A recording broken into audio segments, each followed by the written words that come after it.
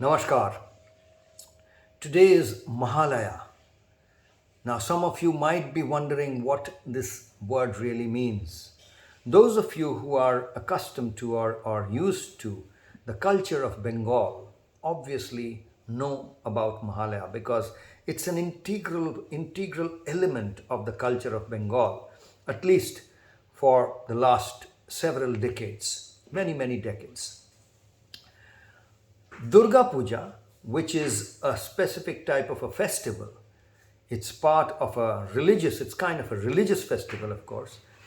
Durga Puja is the festival where people in Bengal worship Goddess Durga. Now, Durga comes from the term Durgati Nashini.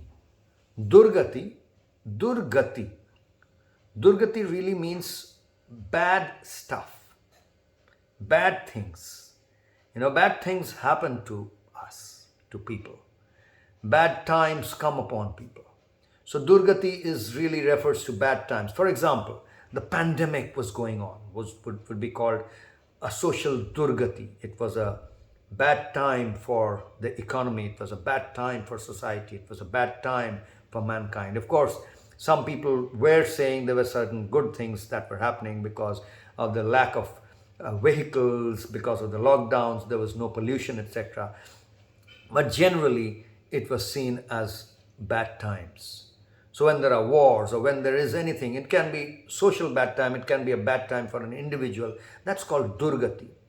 And Nashini is destroyer. Nashin. Nash karna, doing nash. Nash means destroy, destruction. So Nashini is the feminine form of one who destroys, destroyer. A feminine destroyer is Nashini. So Durgati Nashini is the full name, and that's short form abbreviated to Durga.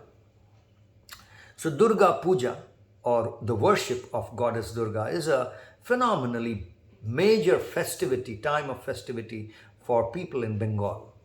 And that starts during this lunar cycle. Today is the last day of the previous lunar cycle. So this last day of the previous lunar cycle and the day from where the new lunar cycle comes, which ends with a full moon day on the 15th day, which is the also called Purnima. That in this lunar cycle, the Durga Puja really starts from the 6th day of the lunar cycle.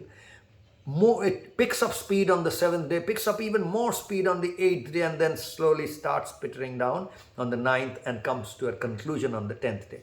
The 10th day is called Dashami, Vijaya Dashami. It's also a day which is supposed to be, which is historically understood as or believed as the day when Ram, who is also one of the primary characters in most of the people who live in India, primary characters in this part of the world from history, way back in history. He's one of the historical characters. Some would claim is a mythical character, but we don't get into that debate. But history-wise, he's a character who's been considered Maryada Purushottam, which means a perfect human being. Maryada Purushottam. Purush means human, Uttam means perfection. So Maryada means he is regarded. You give respect. He's respected as the perfect human being. So that's the story of Lord Rama. He's considered a lord.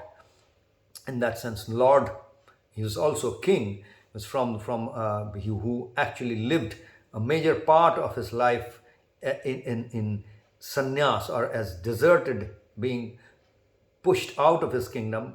Fantastic story, But the point is that even in that story of Lord Rama, which is thousands and thousands of years old, there is this whole anecdote of how he starts his journey of fighting the evil character in that story. His fight starts with the puja of Durga, the worship of Goddess Durga, and then he defeats Ravana, who's the epitome or the symbol of evil in that story. He defeats Ravana on the 10th day of this lunar cycle. So that's called Vijaya Dashami. Vijaya means victory. Vijaya is victory. So it's that day of victory. The 10th day is the day of victory of good over evil, of divine over evil. So that's the general significance, but it starts today.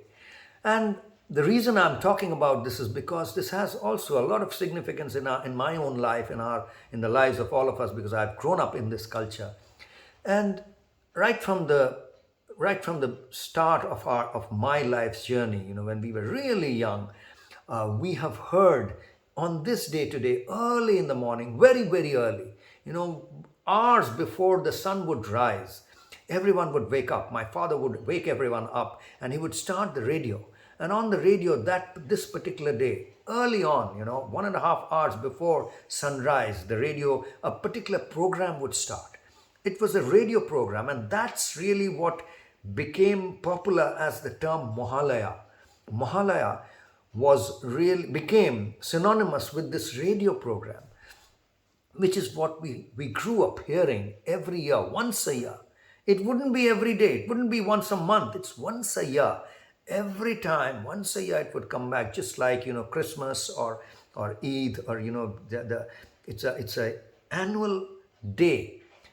So early in the morning, everyone would wake up. My father would wake everyone up, and there would be preparations done before that, because this was not the normal time when we would wake up as a daily routine at that point of time.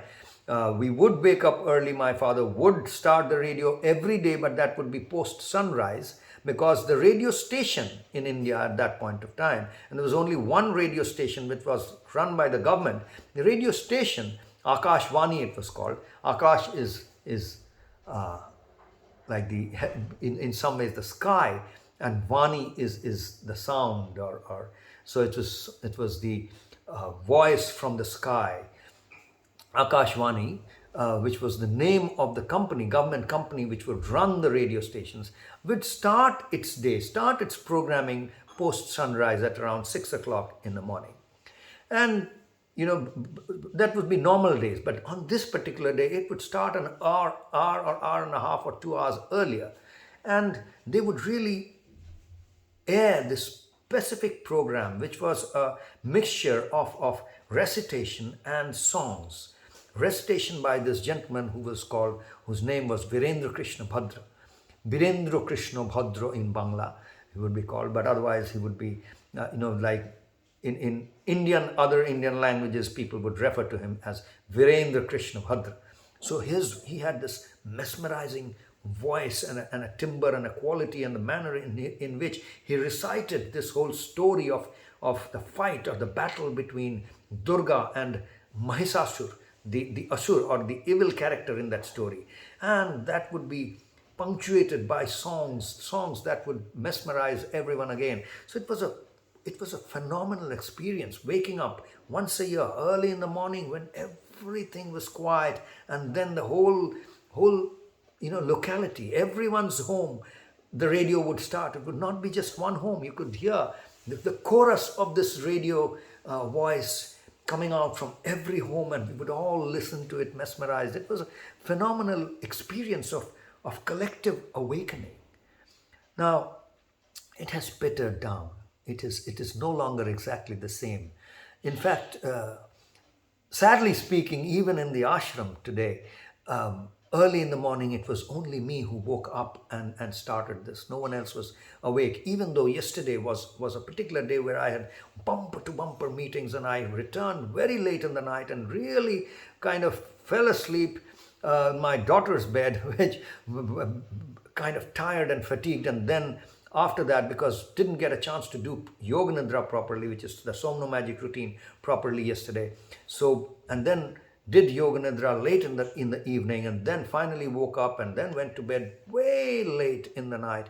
And even then, it was only me who woke up and started this. This is because something that goes into your whole system as when you are growing up, that remains with you. But if that's not exactly what has happened, it slowly, and the culture gets diluted, and that's what has happened.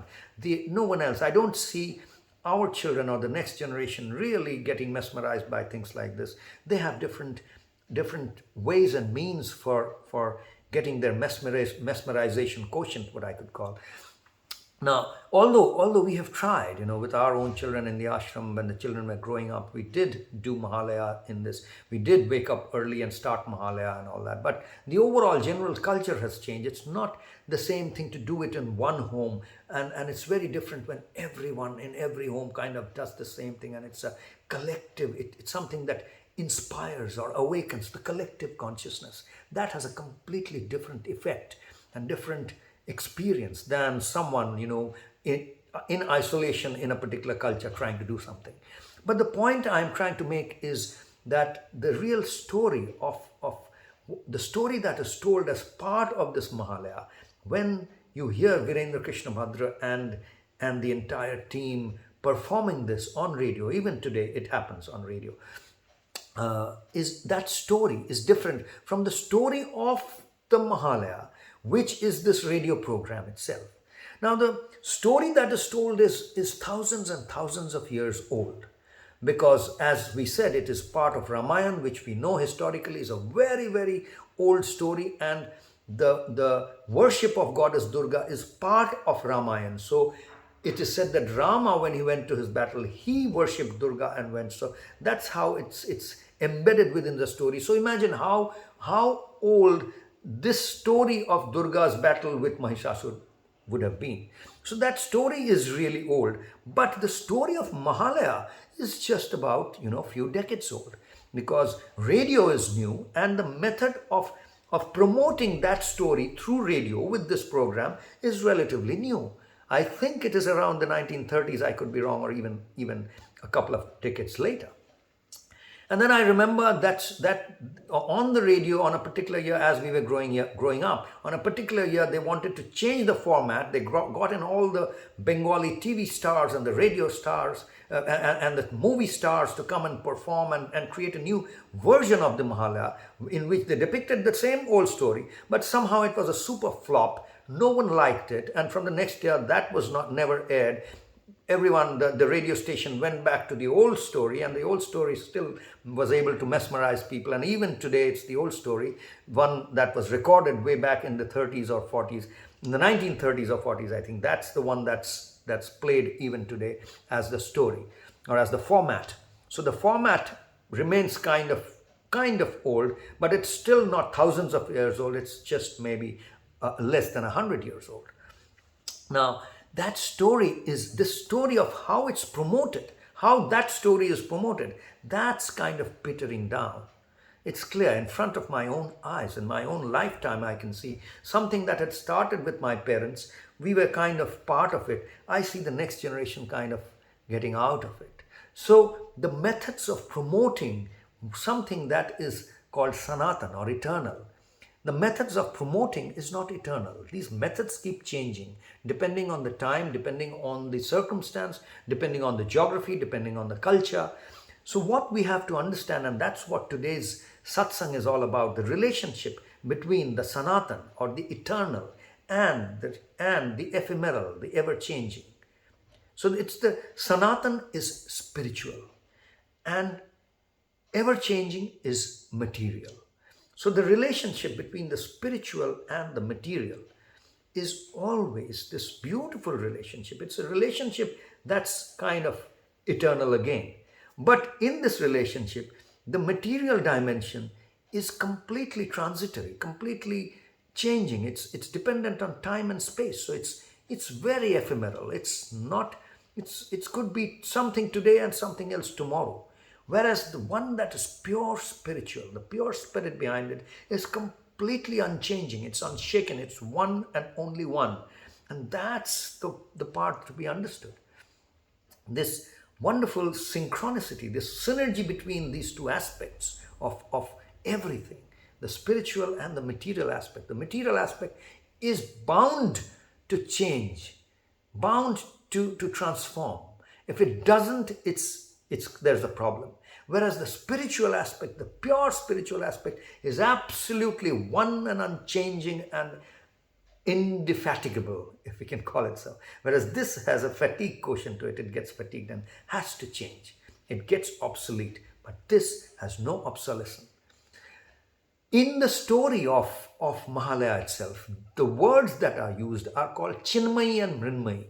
Chinmayi, as you see, is connected with the word Chitta. We say Tan Pran Man Chitta.